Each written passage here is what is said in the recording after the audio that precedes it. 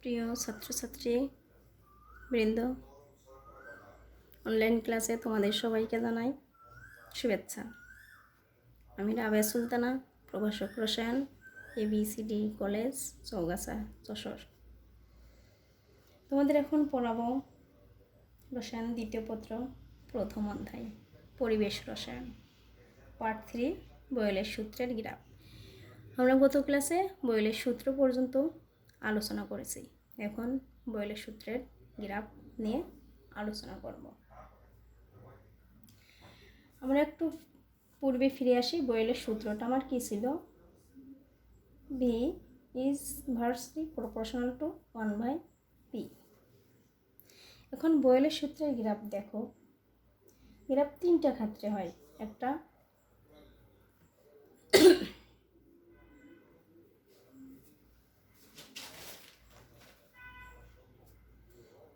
আয়তন বা volume versus 1/p।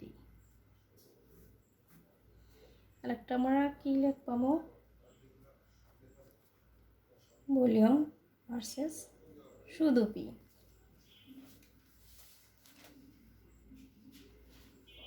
একটা পাবো যেটা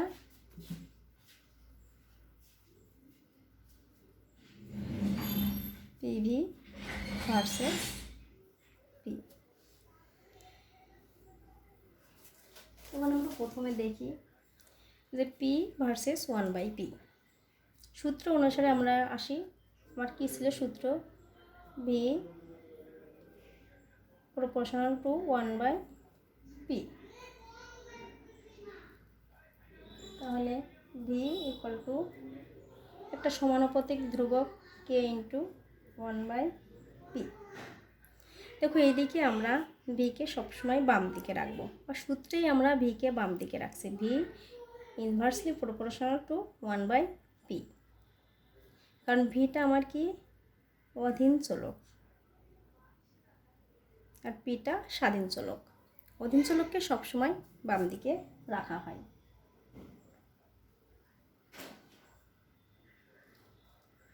এইটিকে আমরা ভিকে কি ধরতে পারে? এখানে আর গুণ যদি করি আমরা পিভি ইকুয়াল টু কে, বা ভি ইকুয়াল টু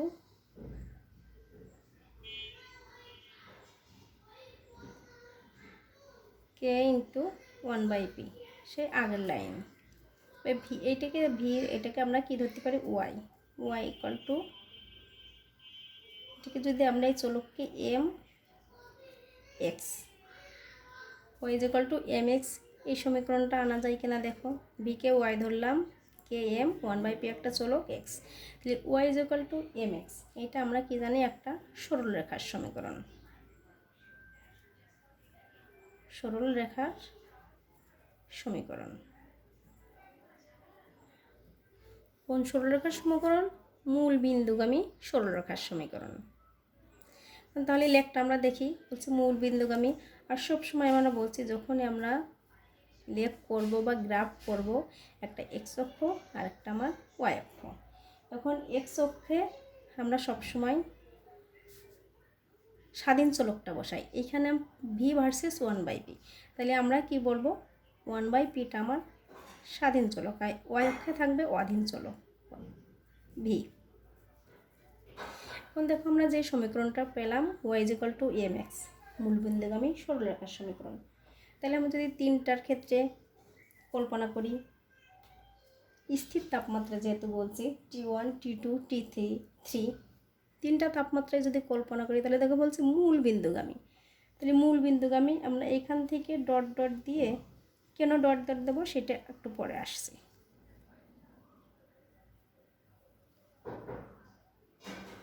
এরকম তিনটা মূল বিন্দুগামী সরলরেখা পেলাম, T1, T2, T3। দেখো আমরা জানি কেন্দ্রে কি থাকে? মানটা 0, 0 থাকে। তাহলে এইখানে আয়তন, যদি এইখান থেকে আমরা কেন্দ্র থেকে দিই তাহলে আয়তন শূন্য হয়ে যায়, কিন্তু আমরা জানি আয়তন কখনো শূন্য হয় না। তাহলে এখন ভি এবং টির মধ্যে যে সম্পর্ক, দেখো এইখানে আমরা যদি স্ট্রেট লাইন একটা বের করি, একদম স্ট্রেট লাইন দিলাম, তাহলে এইটা আমার T1, মানে এই বরাবরটা ভি হলে এইদিকে আসছে ভি, এইখানে আমার T2-র জন্য আয়তন, আর এটা T3-র জন্য আয়তন। দেখো T1 সবচেয়ে উপরে, তারপর T2, তারপর T3। এখন দেখো যে আমার এইখানে আমরা চাপটা কিন্তু ঠিকই রাখছি, চাপটা কম বেশি আমরা করতে পারছি। আয়তন আমার কি হবে, এখানে T1 তাপমাত্রা, T1-এর তাপমাত্রা বেশি, তাহলে আয়তনের কি হবে, এর আয়তনটা T1 বলতে আয়তনও আমার এইখানে যদি V1 ধরি, তিনটার ক্ষেত্রে গণনা করি, V1 হয়, এটা V2, এটা V3, তাহলে T1 এখানে আয়তন T1-এর জন্য আয়তনটা বেশি, T2-র জন্য কি আয়তন একটু কম, T3-র জন্য আয়তন আরও কম। আমার এখানে দেখো T3-র জন্য আমরা যেটা পেয়েছি আয়তনটা কি আমার আরও কম হচ্ছে। আমরা এটাও জানি ভি এবং টির মধ্যে কি সম্পর্ক, যে ভি সমানুপাতিক টি। আমরা চার্লসের সূত্রের সময় এটা পড়তে পারবো যে আয়তন তার পরম তাপমাত্রার বা কেলভিন তাপমাত্রার সমানুপাতিক। তাহলে এই ক্ষেত্রে T1-এর জন্য যখন আমার আয়তনটা বেশি, তাহলে এই ক্ষেত্রে আমার তাপমাত্রাও বেশি, তাহলে T1-এর তাপমাত্রা এই লেখচিত্রের ক্ষেত্রে কী হবে, সবচেয়ে বেশি হবে, তারপর T2-এর তাপমাত্রা, তারপর T3-এর তাপমাত্রা। তাহলে এইখানে যদি আমার বলা হয় T1 বা একটা লেখচিত্র দিয়ে বলতে পারে এইখানে এদের মধ্যে কোন সম্পর্কটা সঠিক, তাহলে এখানে T1, T2, T3 এদের মধ্যে যদি আমরা সম্পর্কটা লিখি কী হবে, T1টা সবচেয়ে বড়, কারণ দেখো T1-এর ভলিউম বা আয়তন বেশি, আর আয়তন তাপমাত্রার সাথে সমানুপাতিক, সেখানে তাপমাত্রাও বেশি, T1-এর তাপমাত্রা সবচেয়ে বেশি, তারপর T2, তারপর T3। এই আসলে আমাদের প্রথম লেখ। এরপর আমরা দ্বিতীয় লেখটায় আসি, ভি সমানুপাতিক, মানে ভি ভার্সেস, এখানে সমানুপাতিক ভি ভার্সেস, মানে ভির সাথে পি লেখচিত্র যেটা হবে, এক্স অক্ষে আবার পি থাকবে, ওয়াই অক্ষে ভি থাকবে। সেই সূত্রটা আমরা করে দেখি।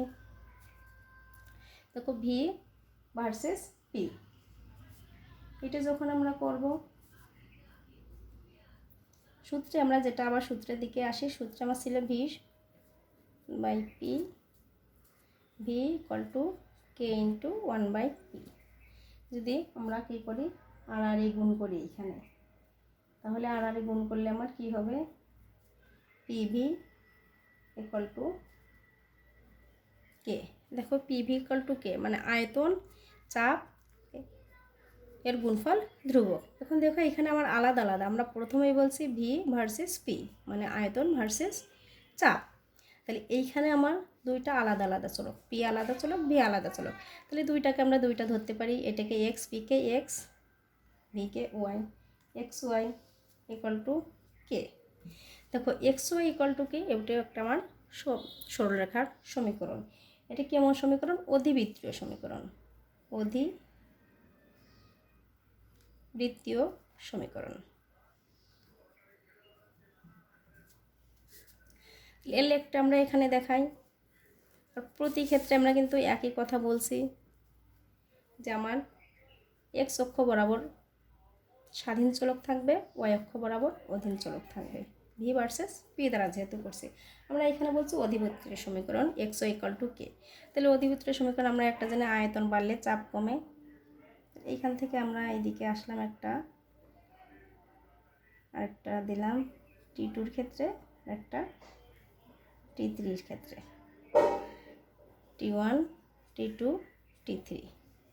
দেখো এই ক্ষেত্রেও কিন্তু আমাদের একই হবে, যে আমরা যদি একটা স্ট্রেট লাইন দিলাম, T1-এর ক্ষেত্রে আমার আয়তনটা সবচেয়ে বেশি, T2-র ক্ষেত্রে তার থেকে কম, T3-র ক্ষেত্রে আরও কম, তাহলে একই কথা হবে যে আয়তন এবং তাপমাত্রা যেহেতু সমানুপাতিক একে অপরের, তাহলে এখানে আমার কি হবে, যদি সম্পর্কটা বলা হয় যে কে বড়, সবচেয়ে বড় কে, তাহলে এই ক্ষেত্রে আমরা কি বলবো, T1 greater than T2 greater than T3। দেখো একই কথা, বিশ্লেষণটা বারবার এই কারণে করলাম না। এরপর আমরা আরেকটা যে লেখের কথা বলছি সেটা আমার কি, পিভি ভার্সেস পি। পিভি মানে চাপ এবং আয়তনের গুণফল ভার্সেস চাপ। এখন দেখো আমরা এইখানেও পিভি, এখানে আমরা তো সূত্র পড়েই আসছি, আমার এইখানে যে সূত্রটা ভি ভার্সেস 1/p, এটাকে যদি বলা হয় পিভি ইকুয়াল টু ভি। এখন দেখো এইটির ক্ষেত্রে অধিবৃত্ত সমীকরণ যেটা, সেটার ক্ষেত্রে এটাকে আমরা এক্স এবং ওয়াই ধরেছি, কিন্তু এখানে দেখো আমার যে লেখ বা যে গ্রাফটা, সেইখানে পিভিটা একসাথে, যে আয়তন এবং তাপমাত্রা, আয়তন এবং চাপের গুণফল। তাহলে এইটা অবশ্য আমার একটা রাশি, তাহলে এটাকে আমরা কি ধরতে পারি, এটাকে ধরে আমরা ওয়াই ধরি। যদি Y is equal to K, Y is equal to K, এটা দেখো এটা আমার কি একটা সরলরেখার সমীকরণ, এটা কি এক্স অক্ষের সমান্তরাল সরলরেখা, এক্স অক্ষের সমান্তরাল সরলরেখা, এক্স অক্ষের সমান্তরাল সমীকরণ এটা। তাহলে এই ক্ষেত্রে আমরা, আর এই ক্ষেত্রে দেখো আমার পি এবং ভি, এটি কিন্তু আমরা সূত্রেই পড়ে আসছি যে চাপ এবং আয়তনের গুণফল সবসময় ধ্রুবক। এখন এইখানে দেখো যে আয়তনটা, এখানে যে আমরা দিক পি স্বাধীন চলক, আর এইখানে দেখো আমার পিটা আমরা কি জানি, পি স্বাধীন চলক, ভি অধীন চলক। পিভি যখন দুইটা একসাথে হয়ে যাবে তখন এটা পূর্ণ মানে টোটালি অধীন চলক হয়ে যাবে। আর এটাকে আমরা বলছি এক্স অক্ষের সমান্তরাল। তাহলে এক্স অক্ষের সমান্তরাল একটা T1 T2 T3, T1 T2 T3, কারণ আমার সমীকরণটাই কি বলছে এক্স অক্ষের সমান্তরাল সরলরেখা। তাহলে এই ক্ষেত্রে আমার সম্পর্ক T1 এর এই T1 T2 T3, T1 greater than T2 greater than T3, এটাই আমাদের বয়েলের সূত্রের গ্রাফ। তিনটা লেখ রয়েছে, তিনটা লেখে আমরা সুন্দরভাবে বুঝেছি, আশা করি তোমরা পারবা। এরপরে যেটা আমাদের আসে চার্লসের সূত্র। এখন আমরা চলে আসি চার্লসের সূত্রে। চার্লসের সূত্র,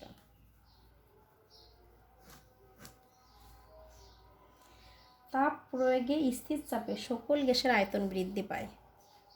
আমি যদি তাপ প্রয়োগ করি, আমার এখানে কি পি প্রেশারটা স্থির থাকবে। আমরা বয়েলের সূত্রে কি পড়ে আসছি, সেখানে কিন্তু টেম্পারেচার স্থির, আর আমার এখানে প্রেশার, যদি চাপটা স্থির থাকে তাহলে সকল গ্যাসের আয়তন বৃদ্ধি পাবে। এই সংক্রান্ত বিজ্ঞানী চার্লস একটা সূত্র প্রদান করেন, যেটাকে চার্লসের সূত্র বলা হয়। এখন চার্লসের সূত্রে বিজ্ঞানী চার্লস কি বলছেন, স্থির চাপে, যেটা আগেই বলছে স্থির চাপে নির্দিষ্ট ভর বিশিষ্ট, এখানে শর্তটা কিন্তু আমার দুইটা, যে স্থির চাপ আর একটা আমার কি নির্দিষ্ট ভর বিশিষ্ট।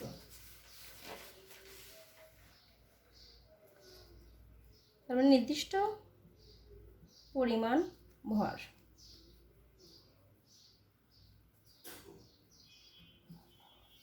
দুইটা জিনিস আমার অবশ্যই থাকতে হবে। স্থির চাপে নির্দিষ্ট ভর বৈশিষ্ট্য কোনো গ্যাসের আয়তন 1 ডিগ্রি সেলসিয়াস, দেখো 1 ডিগ্রি সেলসিয়াস বৃদ্ধি বা হ্রাসের ফলে, আমার বৃদ্ধিও হতে পারে হ্রাসও হতে পারে।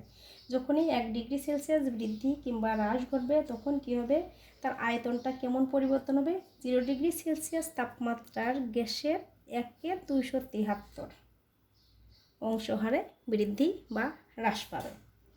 দেখো আমরা একটু গাণিতিকভাবে ব্যাখ্যা করি।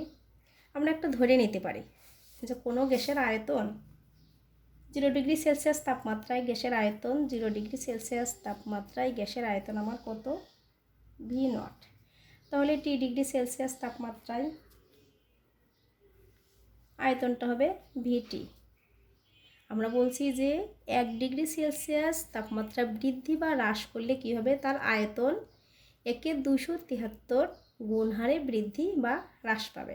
তাহলে 0 ডিগ্রি সেলসিয়াস তাপমাত্রায় V0, T ডিগ্রি সেলসিয়াস তাপমাত্রায় VT যদি হয়, তাহলে দেখো ওই সূত্র অনুসারে আমরা এরকম লিখতে পারি VT ইকুয়াল টু 0 ডিগ্রিতে কত ছিল, V0 ছিল, সেখান থেকে আমার আসছে VT, তাহলে V0।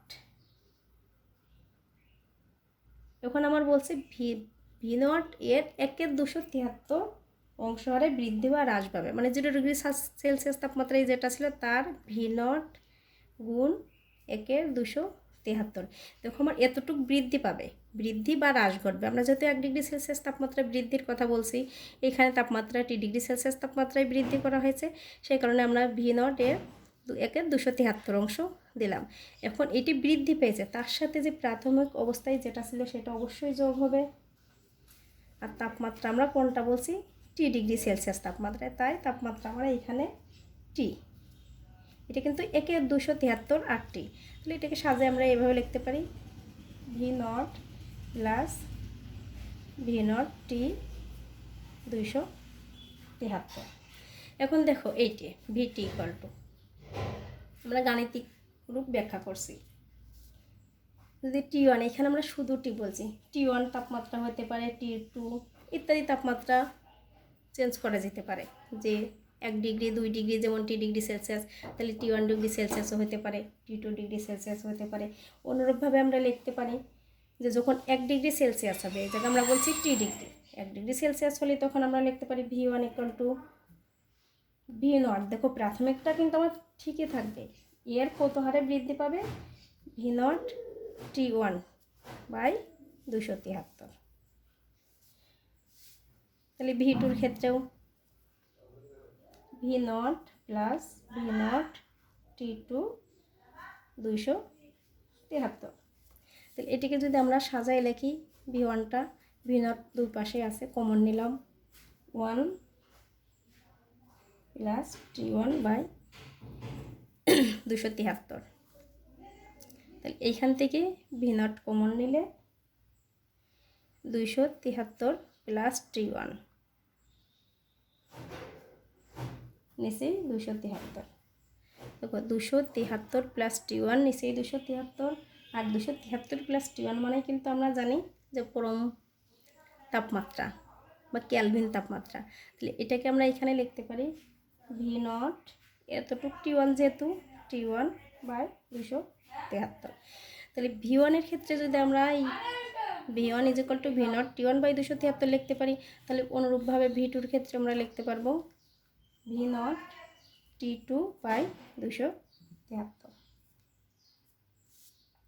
তাহলে একটার সাথে আরেকটা আমরা ভাগ করে দিই, এখানে V1 by V2 equal to V0 T1 273, একবারে গুণ করে দিলাম 273 V0 T2। দেখো এটা কেটে যাবে, কেটে যাওয়া কী হবে? T1 by T2। তাহলে এইখানে V1 কী পেলাম লাস্টে, যে V1 V2 is equal two T1 by T2। এটা কিন্তু চার্লসের সূত্রের একটা গাণিতিক রূপ, আমাদের অঙ্ক করার সময় এই সূত্রটা কাজে লাগে।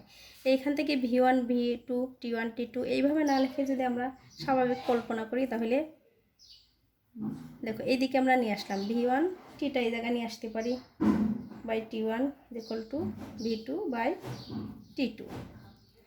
এইটা মানেই তো আমার V by T equal to K, V by T equal to K, বা আমরা এরকম লিখতে পারি V ইকুয়াল টু KT। আর কেটা কিন্তু আমরা বয়েলের সূত্রেও দেখে আসছি সমানুপাতিক ধ্রুবক। এইখানেও যদি এই কেটা উঠে আমরা সমানুপাতিক চিহ্ন দিই, তাহলে V সমানুপাতিক T। এটা আমার কি চার্লসের সূত্রের আরেকটা রূপ, গাণিতিক রূপ, যে V সমানুপাতিক T। তার মানে আমরা প্রথমে বলে আসছি স্থির চাপ। তাহলে এইটা আমরা কি বলবো, যে স্থির চাপে নির্দিষ্ট ভরের কোনো গ্যাসের আয়তন। দেখো এই সূত্র মানে লেখা থেকেই কিন্তু আমরা, বা গাণিতিক রূপ থেকেই কিন্তু আমরা কি বলতে পারছি, এখানে সূত্রটা বলে দিতে পারছি যে চার্লসের সূত্রের গাণিতিক রূপ বা চার্লসের সূত্র অন্যরকমভাবে আমরা সহজে কিভাবে বলতে পারি, যে স্থির চাপে নির্দিষ্ট ভরের কোনো গ্যাসের আয়তন তার পরম তাপমাত্রার সমানুপাতিক। টি যেহেতু পরম তাপমাত্রার সমানুপাতিক। তাহলে এইটা আমার চার্লসের সূত্রের গাণিতিক রূপ হলো। চার্লসের সূত্র যখন বলে, প্রথমে আমরা যেটা বলে আসছি যে 1 ডিগ্রি সেলসিয়াস তাপমাত্রা বৃদ্ধি বা হ্রাসের ফলে কি হয়, আর এইখানে চার্লসের সূত্রের গাণিতিক রূপ লিখো। তার মানে এইটা আমরা বলবো যে V সমানুপাতিক T, অর্থাৎ নির্দিষ্ট স্থির চাপে নির্দিষ্ট ভরের কোনো গ্যাসের আয়তন তার পরম তাপমাত্রার সমানুপাতিক।